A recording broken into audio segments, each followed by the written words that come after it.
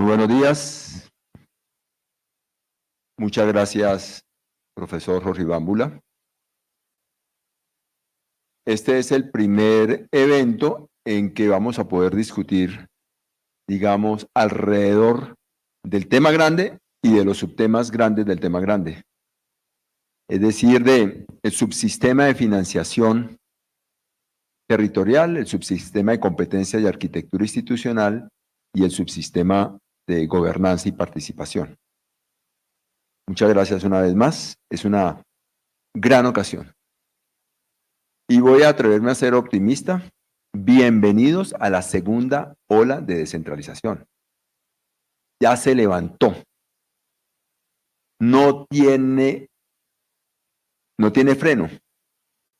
¿Es ahora o es después? O sea, ¿en estos 2 años o en los siguientes 4? Y no me voy a detener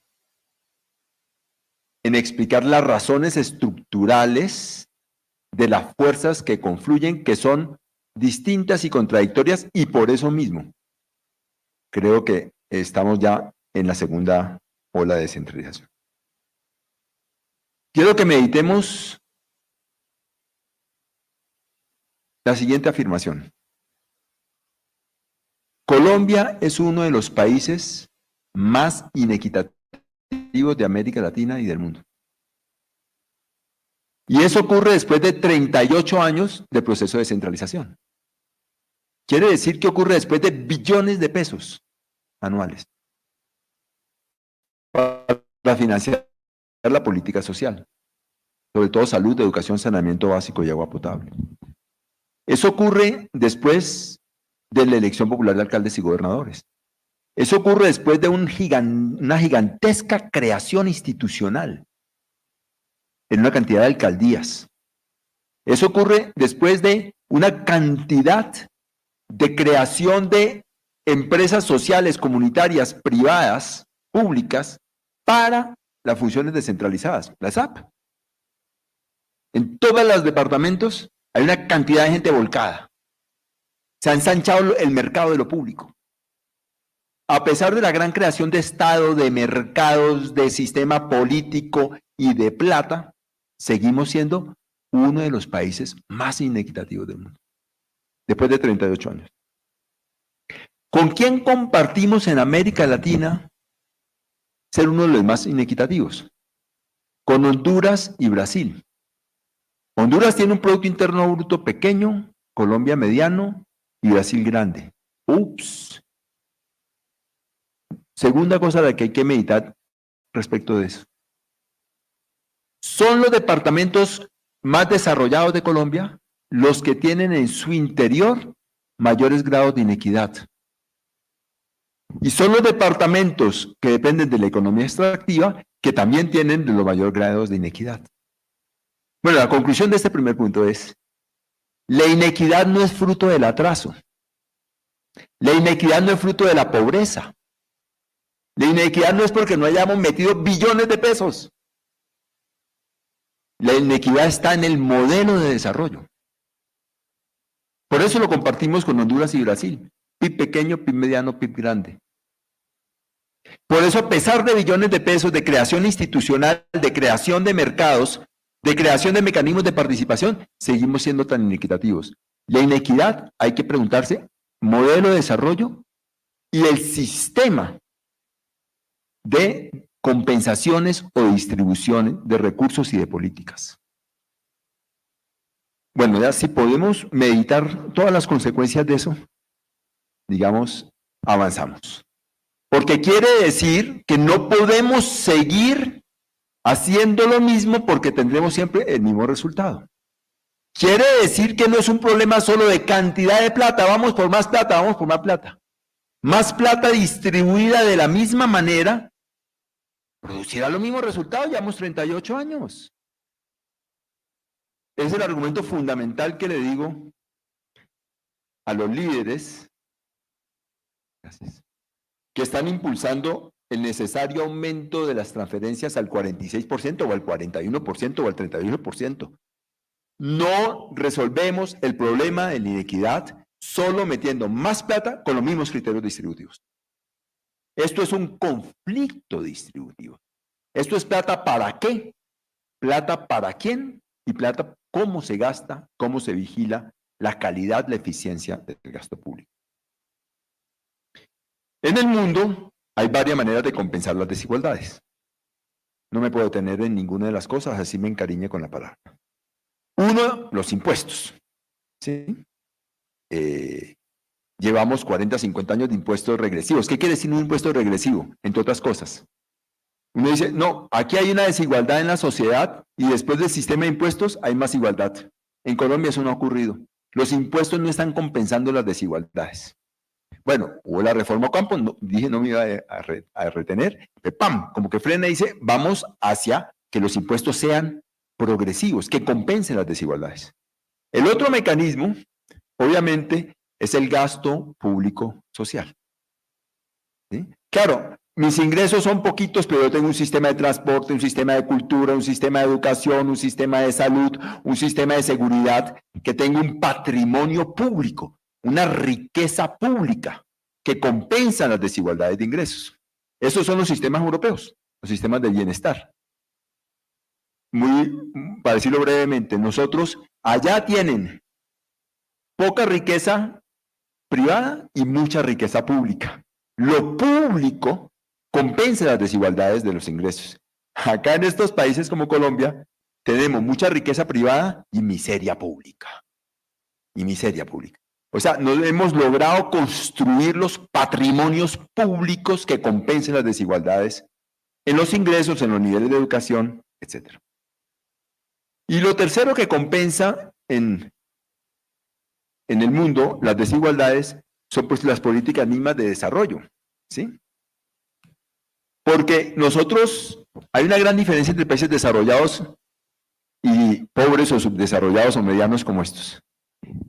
Acá decimos tenemos un déficit, una deuda social enorme.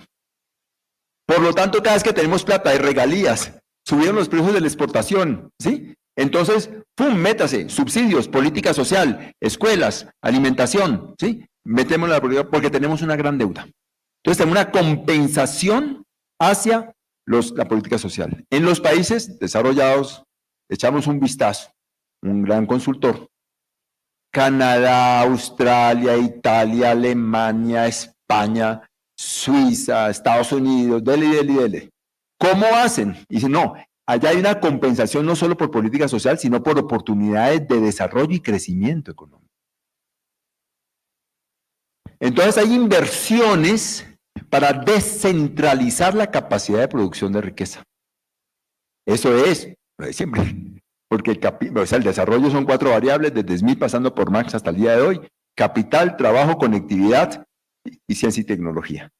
Entonces usted descentraliza territorial, social y sectorialmente el paquete de las 4 grandes determinantes del desarrollo y genera actividad económica, que genera ingresos, que genera empleo, que genera capacidad de consumo, que genera instituciones, o sea, mercado, sociedad, Estado, que le pega, como deben decir los economistas, le pega finalmente también a la equidad en la capacidad de consumo y de derechos sociales.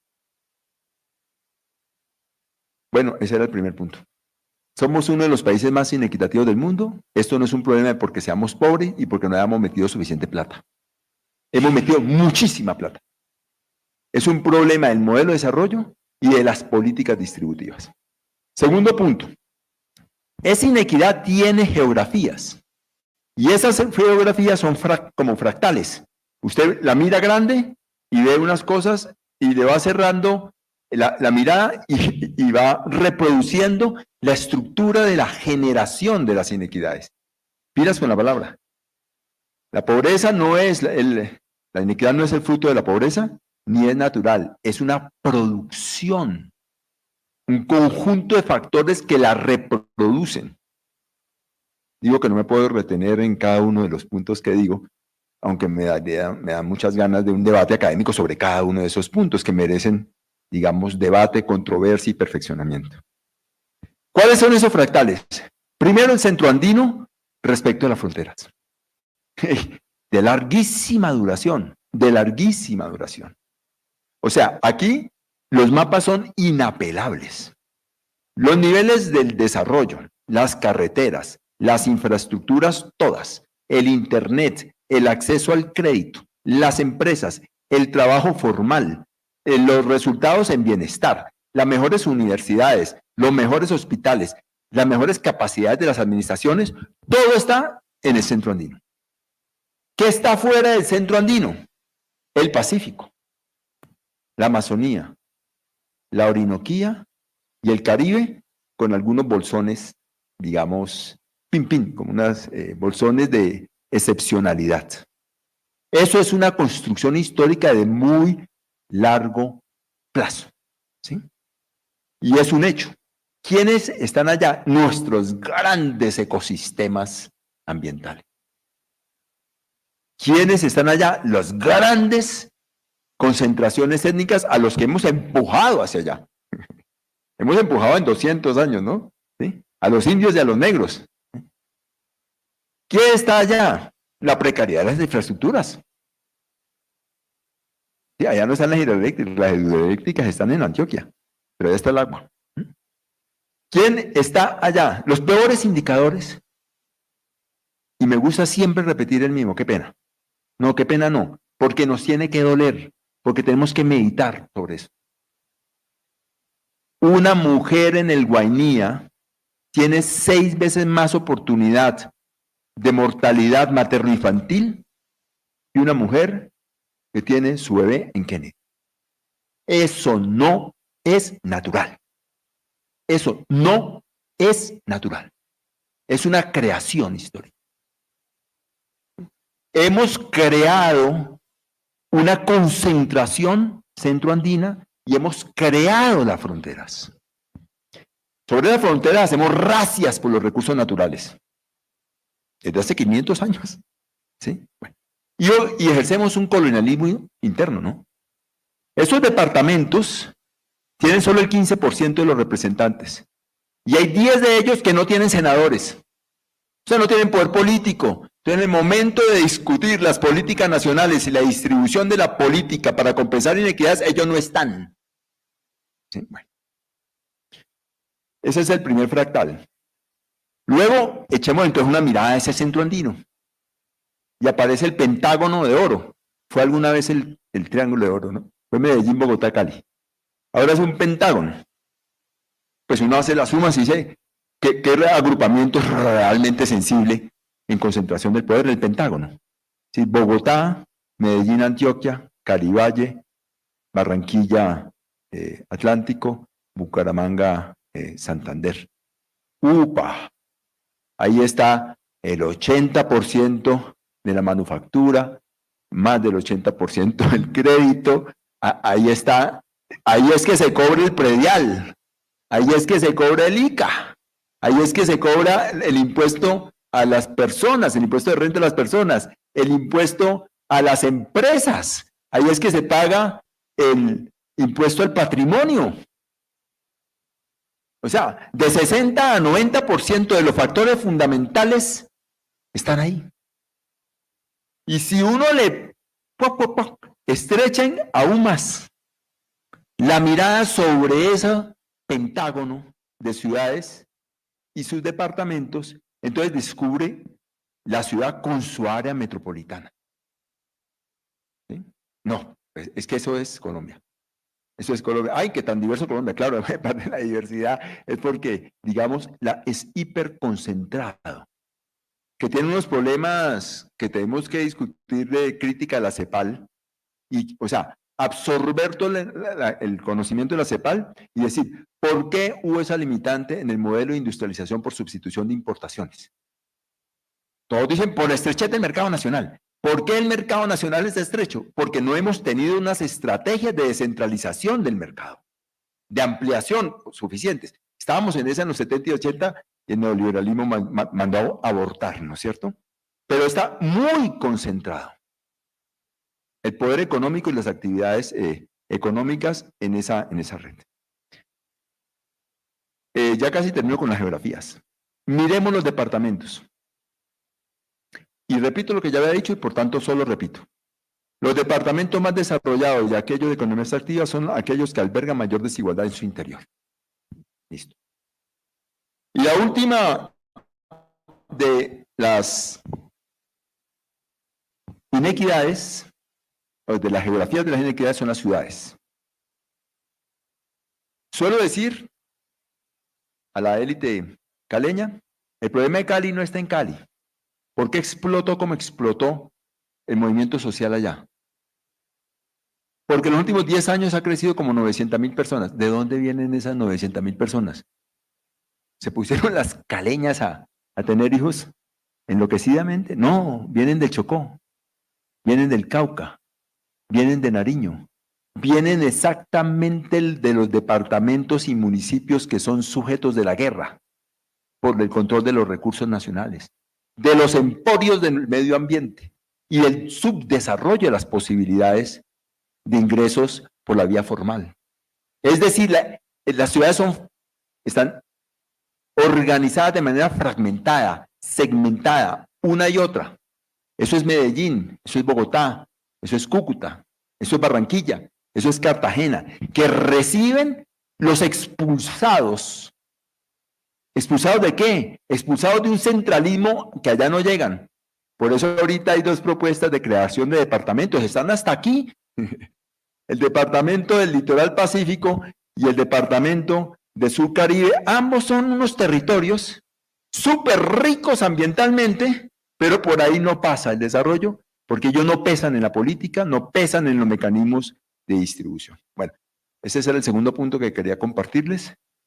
Los diferentes fractales, como está organizada las inequidades.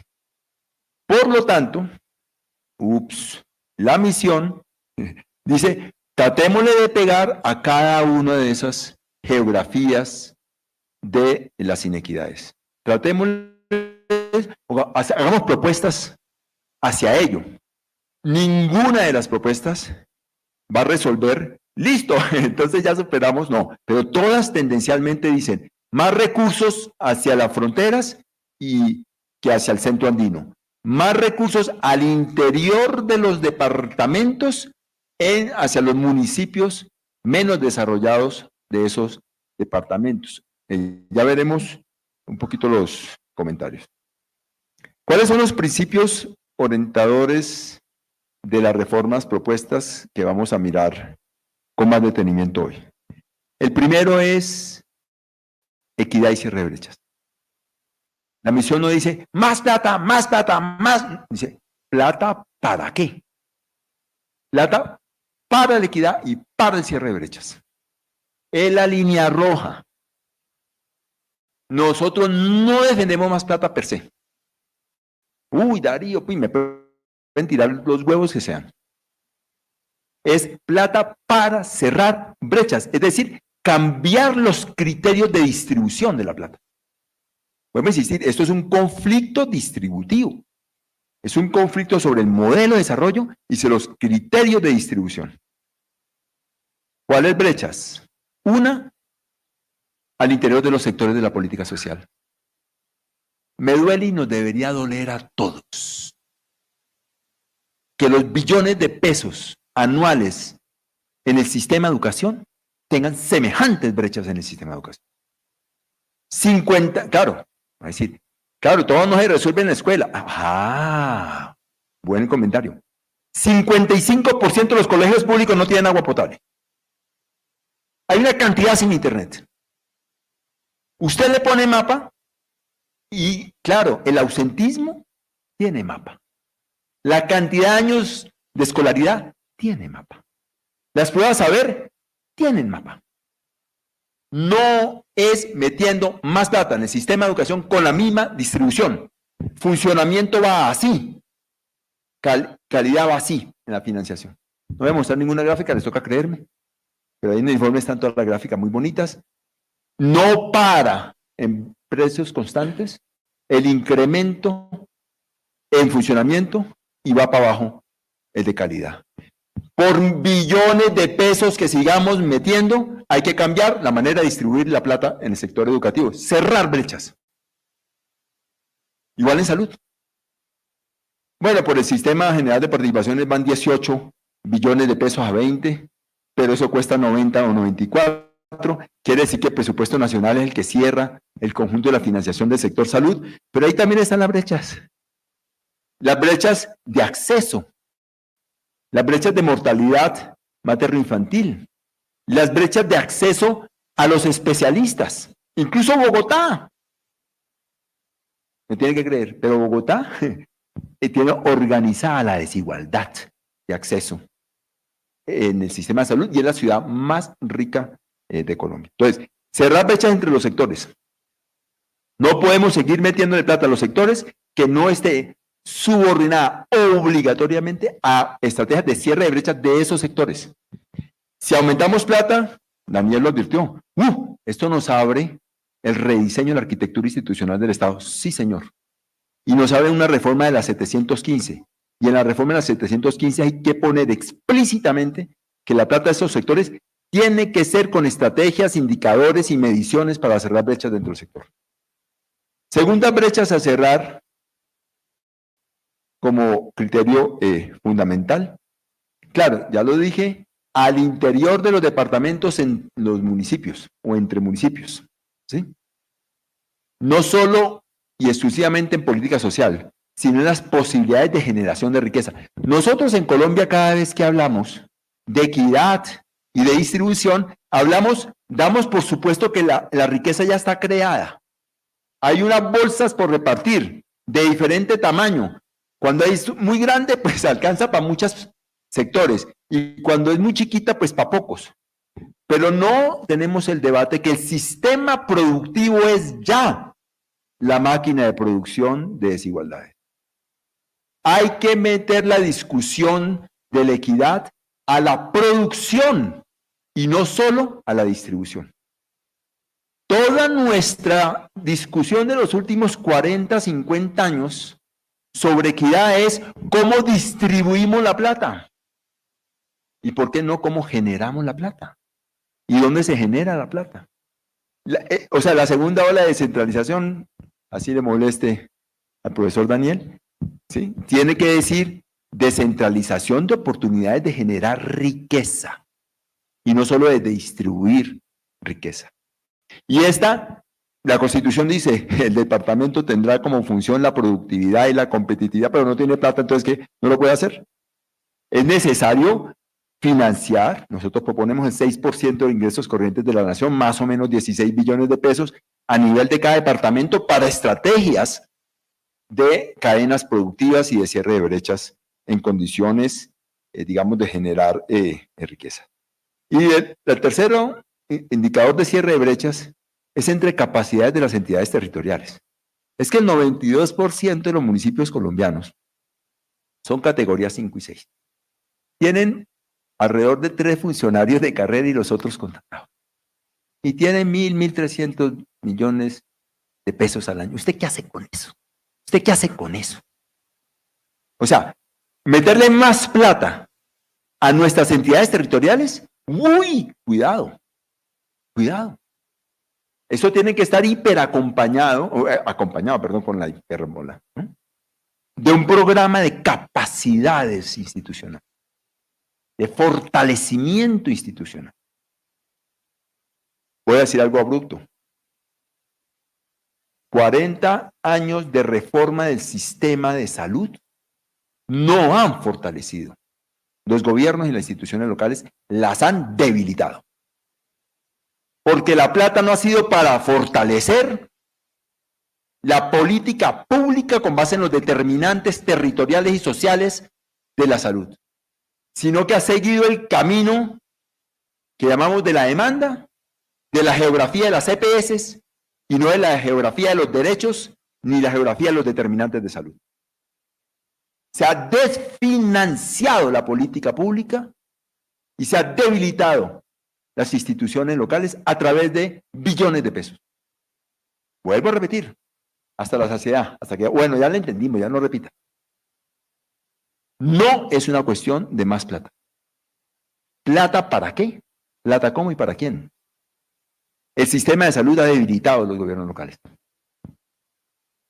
Es necesaria una estrategia de fortalecimiento de la democracia local.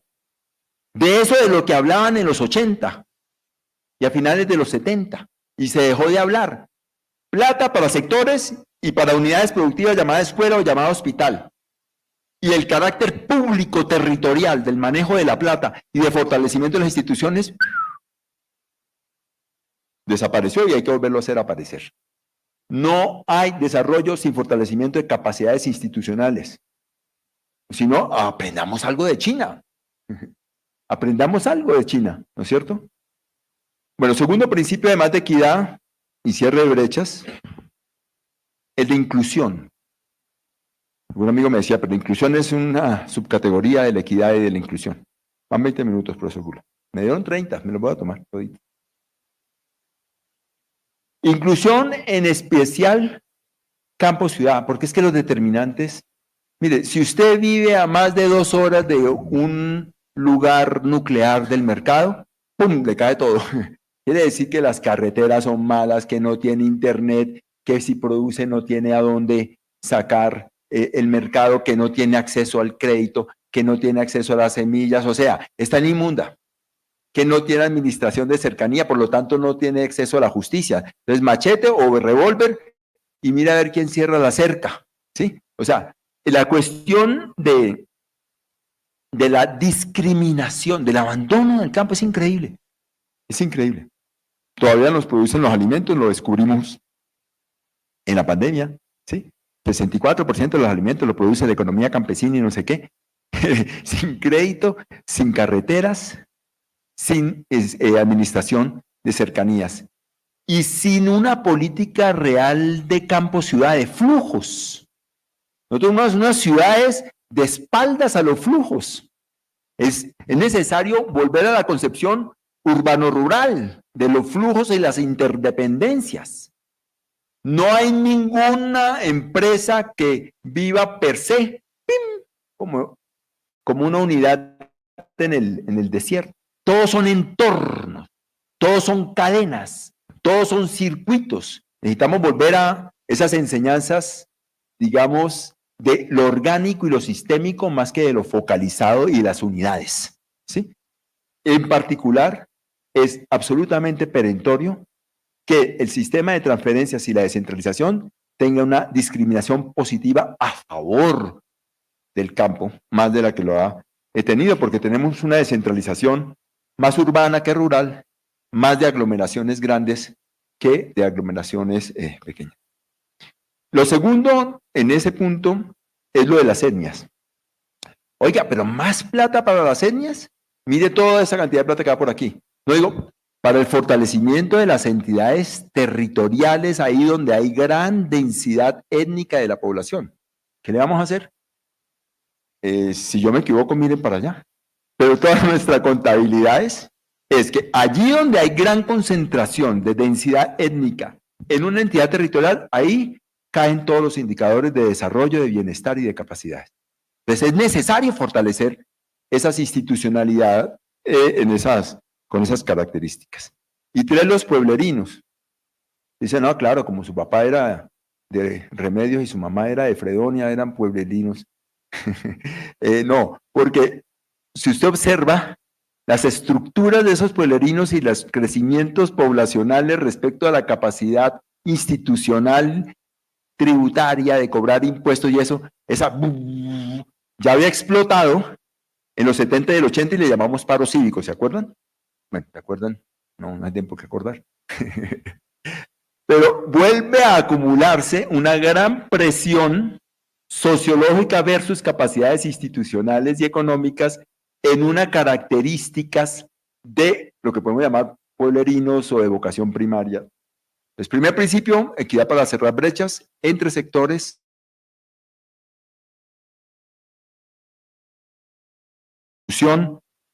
Campo, etnias, pueblerino. Tercero, cambio climático. No es la opción de Petro. ¿Qué tiene que ver la descentralización con el cambio climático? Pues muy poco, ese es el problema.